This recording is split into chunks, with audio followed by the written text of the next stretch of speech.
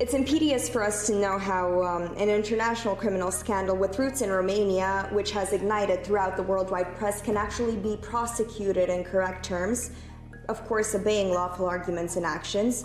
And I want to start by talking about the impact of such a toxic phenomenon in social media, which has repercussions, and actually who gets to decide when a citizen's social media account gets cut off. Because if we look at the United States of America, even Zuckerberg gets called into the US Congress for hearings, whereas how can we actually alter who decides the filter through which a social media account is censored? Because in Romania, there is no actual legal procedure to dispute an arbitrary decision taken by a social media platform. And we must also talk about the fact that there is no transparency in any social platform when filtering the news, because transnational control creates disadvantages. As a lawyer, as an expert in human rights, I will immediately refer to Article 19 of the International Covenant on Civil and Political Rights. But the right to freedom of expression is not limited to the right to regurgitate whatever you heard in the news last night. I mean, it requires access to information.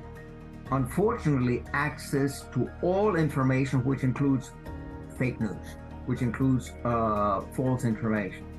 Now, my concern with social media,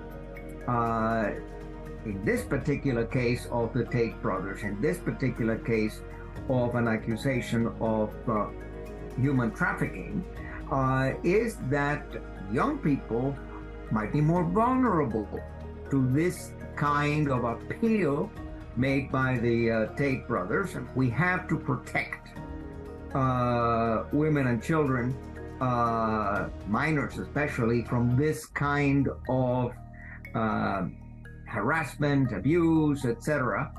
But it requires a balancing.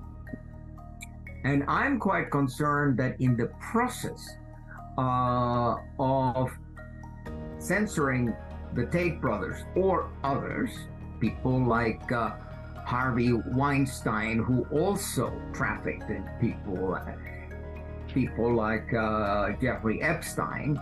I mean, these are criminal events. And of course, we have in the United Nations the protocol to prevent, suppress, and punish the trafficking in persons, especially women and children, which supplements the United Nations Convention against transnational organized crime. In the case of the Tate brothers, they actually achieved a notoriety past beyond their well, because when they were in the United States, they had their access. They were notorious in what they were doing through TikTok, through Facebook, through Twitter.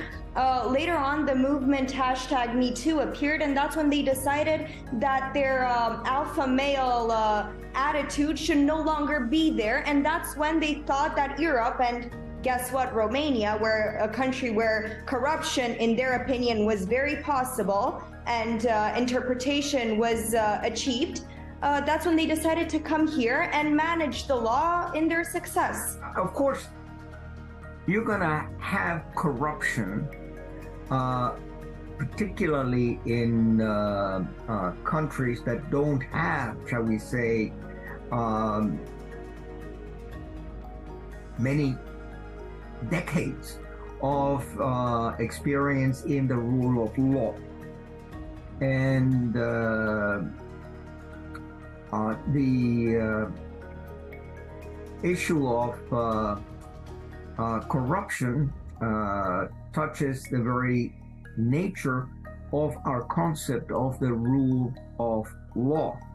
The rule of law means that the law is objective, that there are no double standards, that there's no selectivity, that there's impartiality, and that is not always the case. And it's not only Romania that suffers from, shall we say, irregularities in the rule of law.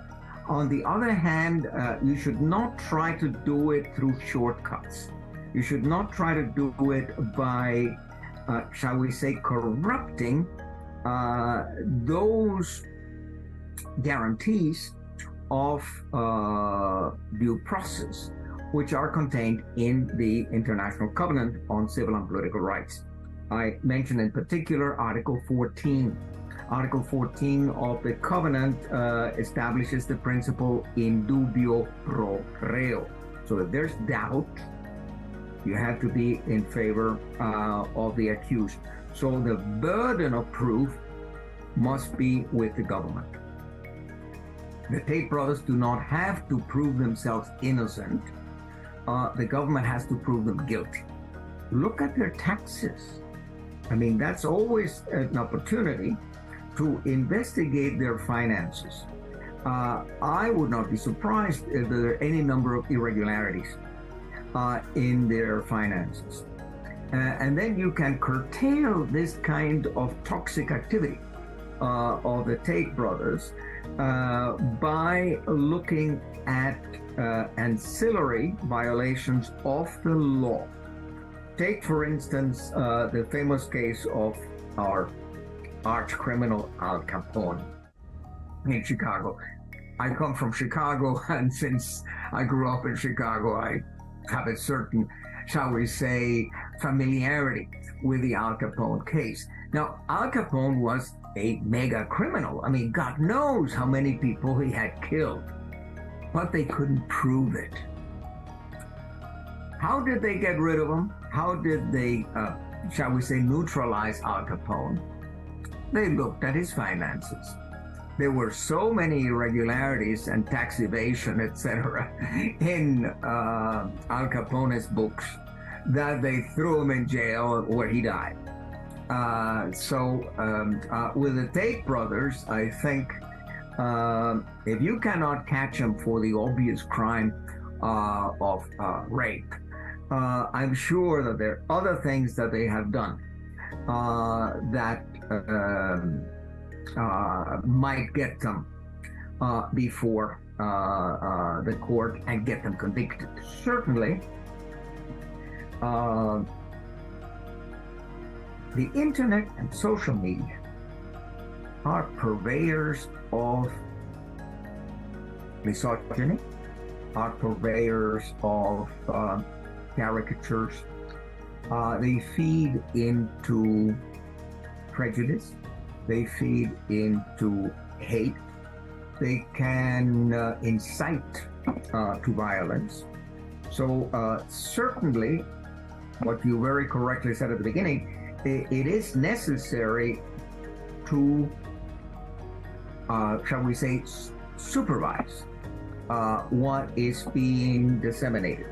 Because incitement to racial hatred, incitement to misogyny, incitement to violence, incitement to crime is contrary to the International Covenant on Civil and Political Rights.